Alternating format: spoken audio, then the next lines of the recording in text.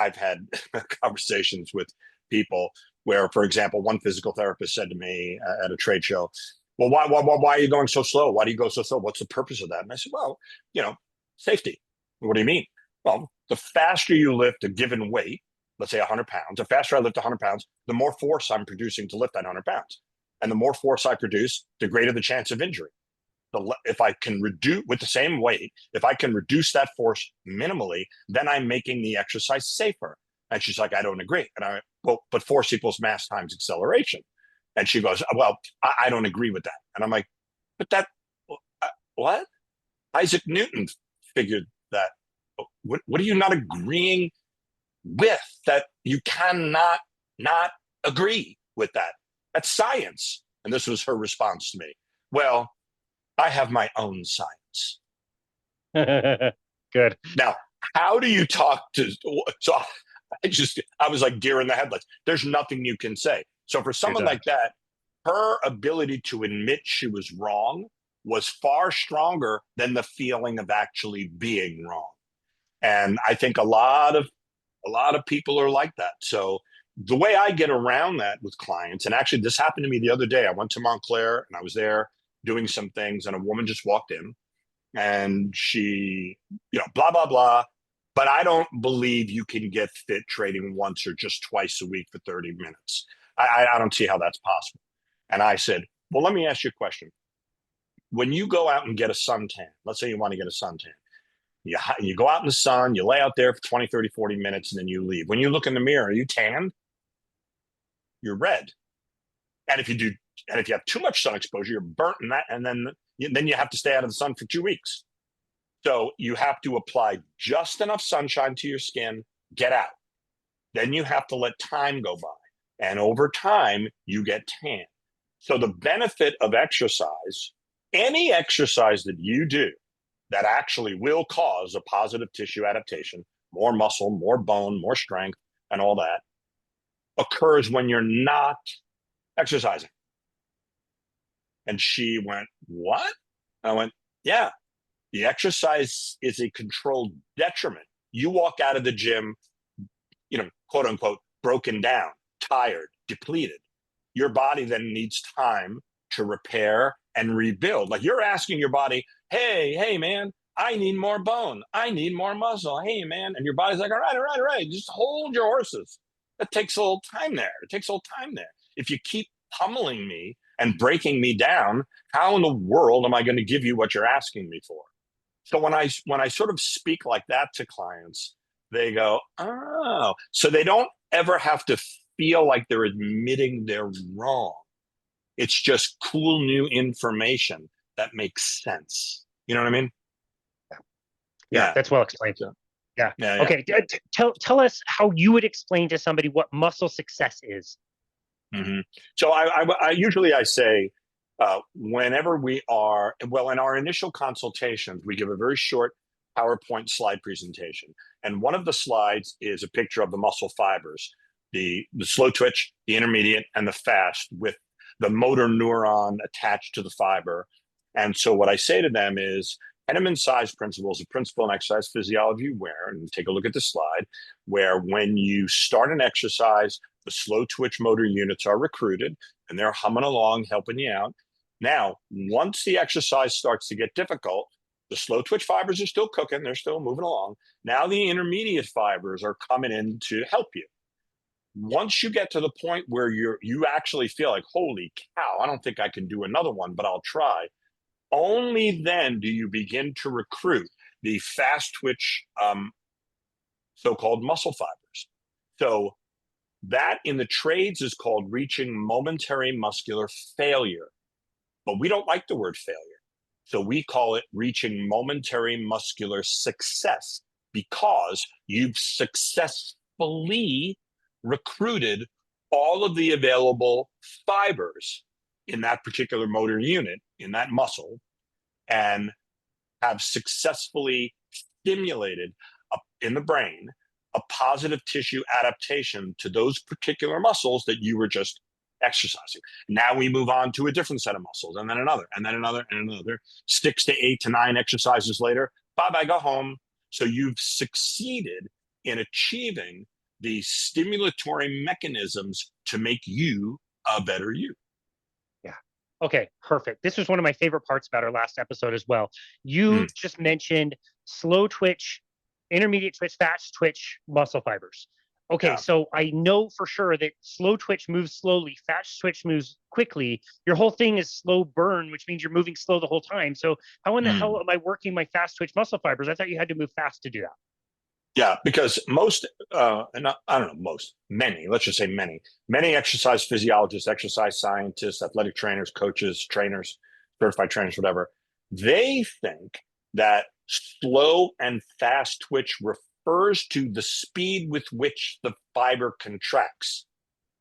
This is not true. It refers to the fatigability characteristics of the fiber. Slow twitch fibers are slow to fatigue. Fast twitch fibers are fast to fatigue. So if you kick a soccer ball fast, you're probably not using much of any fast twitch fibers.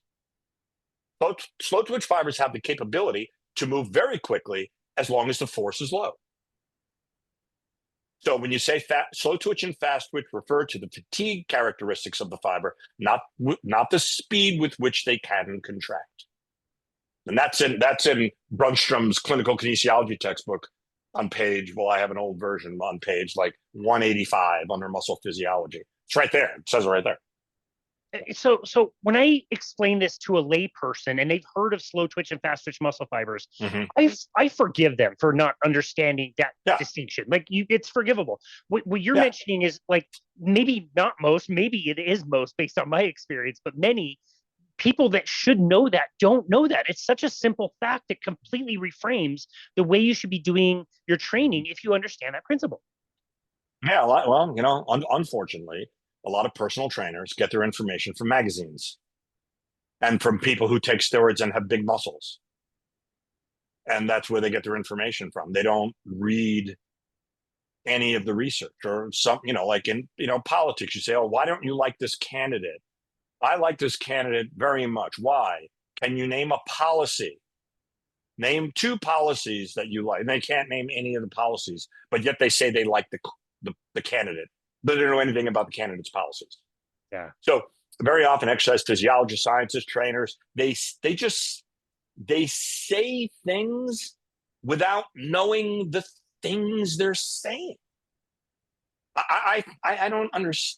Personally, I just don't get that. I don't understand how people can walk around in life like trainers and train people and know that they don't know, but pretend that they do. Yeah. And I don't get that. Yeah, that's well said. That's well said. For most of the clients that you and I see, they're everyday people, you know, whether they're stay-at-home moms, business people, entrepreneurs, whatever. They want to feel good. They want to have energy. They want to be strong. They want to have strong bones. They want to go skiing once a year on their family trip, whatever. Like it's kind of more basic stuff. We also have people that really want to perform at whatever level. Like I've got a client, she's in their high school basketball team as a sophomore. She would like to make the varsity squad. I train her in this exact same way. And then she goes to school and her basketball coach puts her through what we would call like functional training. They're jumping off of things. They're throwing heavy balls that are about the same size as a basketball. And they're throwing them like you would throw a basketball. And they're doing things in a gym that look like basketball that takes up time that they could actually be like on the court playing the basketball. Can you explain what all of us are trained in? Functional training, quote unquote functional training. You did the example earlier of a leg extension. When am I doing a leg extension during my day? You do a lot of leg extensions in a normal day if you are willing to look at it. Can you explain why the concept of functional training is just it doesn't work as well as what you're promoting? Oh boy. Wow. Yeah, there's a lot there to take apart, to unpack. Again, it is a misapplication of what the current available reliable science is on the subject. They also, once again, they don't understand. They don't read. In a basic motor learning textbook, it will tell you that if you want to get good at a particular sport or skill, you have to practice that skill and that skill exactly in order to improve the skill. If it's grossly different, then you will get better at that grossly different thing you're doing because you're practicing that. Like when I played baseball in college, and it was in Vermont, and Vermont always had a mud season. So we couldn't get out on the field till like April, May. So we were inside, and coach would have us running cones to get us good at running bases. It only got us good at running cones because it's got nothing to do with running the bases. And in fact, if you mimic a sport or a skill too closely, like for example, let's say you were practicing basketball on a court and you lowered the basket a quarter of an inch, Larry Bird would miss it every time. But if you lowered it 3 feet, you would easily see that it's different and you could make the adjustment. So the closer you get to the skill, but not the skill, the worse the transfer of skill will be. So it's a difference between exercise, meaning something that causes a positive tissue adaptation, and recreational activity. So the whole concept, for example, of balance training, people will say, well, old people, they need to train their balance because they fall so often. No, a trampoline artist could fall on ice. Anybody can fall. You cannot prevent falling. That's impossible. When older people fall, they slip and they usually are so weak they can't control their legs enough to hold their ground.